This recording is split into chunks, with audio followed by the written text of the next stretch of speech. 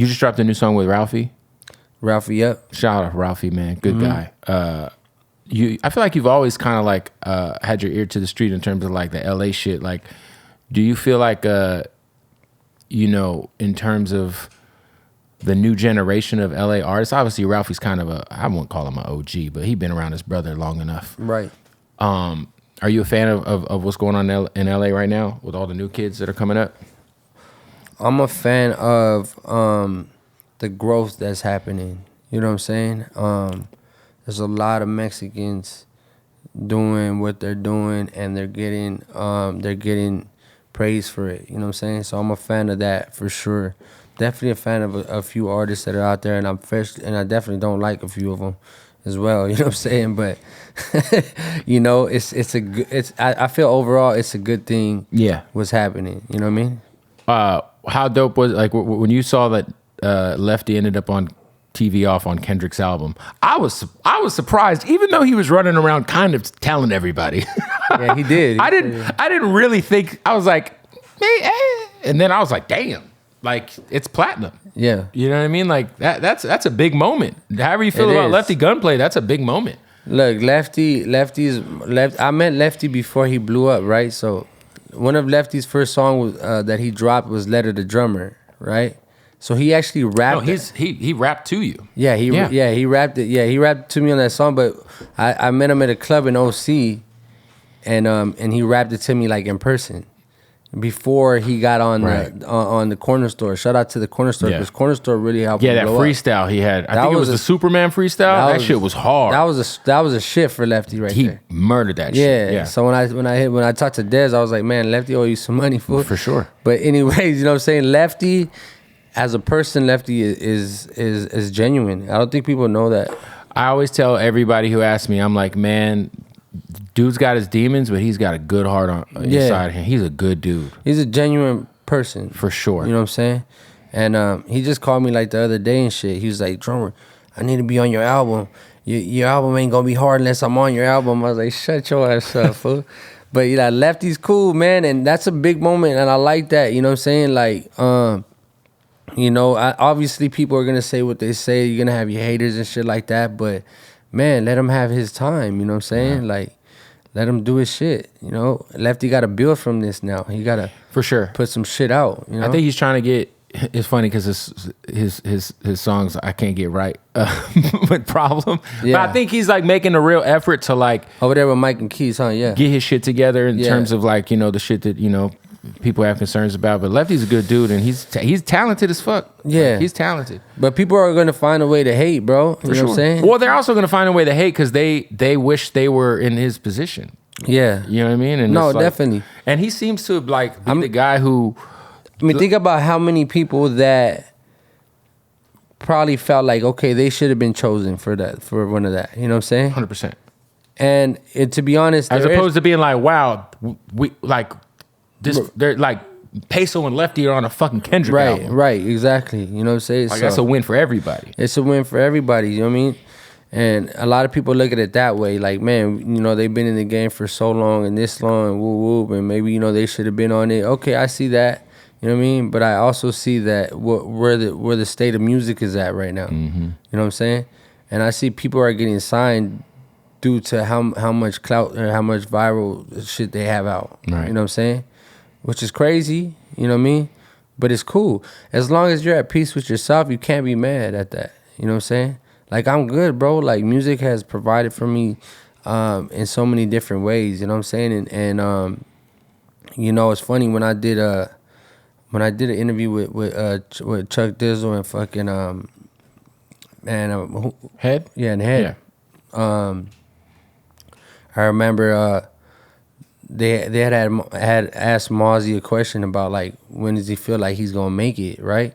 Or he made it, and his reply was like, when he touched his first million. So when they asked me that question, which was years back, they were like, when are you gonna feel like you made it? I was like, shit, all I want is like a big house off of music, and like I feel like I made it. Well, we already reached that. Like, right. I already bought my house off of that. I'm buying my second house off of music and shit. So how am I in a position to be mad at anybody and shit? You know what I'm saying? Yeah, when you made it, you won. Yeah, I'm chilling. You know what I'm saying? And that was kind of like a turning point. But believe me, I got to remind myself that was, you know, something what I was. No, it's like we were talking about earlier a little bit. It's almost like if you know, sometimes you gotta force yourself to rewind your perspective to like 5-10 years ago and be like, damn, if you told your the version of you back then where you are now, you would be like tripping. But you're living in it, so you don't really appreciate it. Yeah, you know what I mean. Like you can't like zone in on it because your mind's thinking about everything about else. how we just, you know, you got to keep going. Yeah, you know what I'm saying? But like, you know, bro, I'm still dropping albums. I've worked with pretty much everybody in LA. You know what I'm saying? I've always been open-minded to working with everybody. I'm from Pomona, so my beef, my neighborhood beef doesn't really stem out of Pomona. Right? So I can work with anybody as long as, like, you know, like the people that I work with don't, you know, have beef with them and shit. But yeah, we've done so much in the game where I feel content about that. But the fact that I could still drop and you know what I mean, and still do what I'm doing right now, especially with this album that we got coming, you know what I mean? I think that right there is just like it's reassurance that, you know what I mean, like I did something right. Because, bro, like, there's a lot of people that can't last a year or two in this game, you know what I'm saying? For sure. And it's even people that come out with major labels and shit, you know what I'm saying? That overnight shit, you know what I mean? That don't last as long as, like, a person like me or King Lil G or, like, you know, other people that have lasted, you know what I mean? That's like a big thing. Like, it's a great feat to accomplish, you know what I'm saying? What was it like working with Jimmy and the Rancho guys? Crazy. Cause that like Jimmy's a fucking legend. Like he a LA legend. He's a fucking music industry legend. Like that deal he got was fucking put it in the rafters with like the no limit deal, the Cash Money deal. Right. That shit was crazy, bro. And it all stemmed from when me and G got back together. Mm-hmm. And this, bro, it's not even a year old and shit. Right. You know what I'm saying? Like the internet's cool. Here's the thing. Cause they're like a major. Because they got the major, you know, but I just like wonder what, because I feel like a lot of people in hip hop don't necessarily kind of understand what's going on with Rancho Humilde. Like, I feel like they're one of the biggest record labels. For sure. You know what I'm saying? Like, especially even when we think of Cali, like Fuerza, like they came from, you know what I mean? Like, what are we talking about? You know what I mean? Bro, yeah. You know what I'm saying? It's like, you know, that shit right there was nuts. Like, me and G got back together. The first song we dropped was Gangsta Function. They were playing this shit on boats in Havasu, like everywhere. It took over the whole lowrider scene. After that, Jimmy gave me a phone call because I've been knowing Jimmy, and Jimmy just loved that shit so much. He was like, "Drum, you got more songs like this?" And I was like, "Yeah." I didn't have it. Like, yeah, of course. Like, hell yeah, of course. we do. We gotta. You know what I'm saying? I was like, you're like, we'll make some more, motherfucker. But yeah, we got them. Yeah. So fucking how that happened was that, like, you know, he gave me a call. I told G, like, G, what's up, man? You want to sit down with Jimmy? Boom. All we need to do is make a couple more songs. He was like, let's go. We had a seat. Talked to Jimmy. Jimmy gave us a fat bag, bro. Like, shout out Jimmy, man. And the terms were good too. Yeah. You know what I'm saying? Like, I've been offered bags from different record labels, but you know what I'm saying, Jimmy gave us a real fat bag.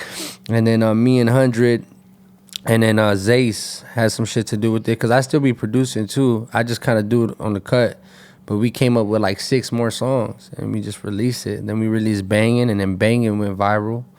And I think people don't remember that because the internet moves so fast. For sure. Even though it was fucking last year. Right. But bro, we have like fucking 40, 50 million views combined, I mean streams combined in less than a year. You know what I'm saying?